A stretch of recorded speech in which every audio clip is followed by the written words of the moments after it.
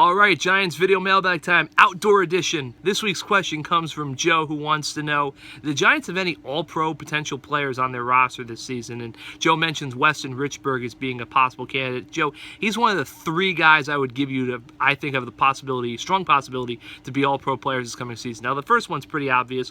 Wide receiver Odell Beckham Jr. He was second-team all-pro last year. If he puts up better stats this year, he has a good chance to break that Julio Jones, Antonio Brown upper echelon and get on the first-team All-Pro roster. Second guy, I definitely agree with you. I think Richburg has a chance. He almost was a Pro Bowler last year.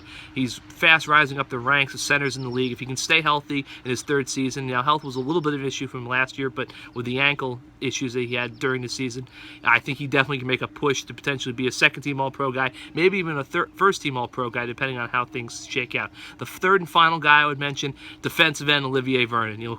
He's going to come in with major expectations given his massive salary the Giants signed him to in the offseason. He's only had double-digit sacks in the season once, but the Giants feel they're getting a player on the rise. So if he can perform to that ability they think that he has in him and notch a double-digit sack season and really turn around his Giants pass rush, I think he definitely is a potential candidate to make an all-pro team, somewhere in that mix, first or second team. Probably more second given the defensive talent around the league. Last guy I should mention, Dwayne Harris got a couple of all-pro votes last year as a kick and punt returner, so he's another guy who you might want to focus on, especially if you consider that he might get a little bit more return opportunity this year if Victor Cruz is healthy and with the emergence of, they hope, of rookie Sterling Shepard. That's it for this edition of Giants Video Mailbag. Keep those questions coming now all summer long, as once we get to training camp and all throughout the season.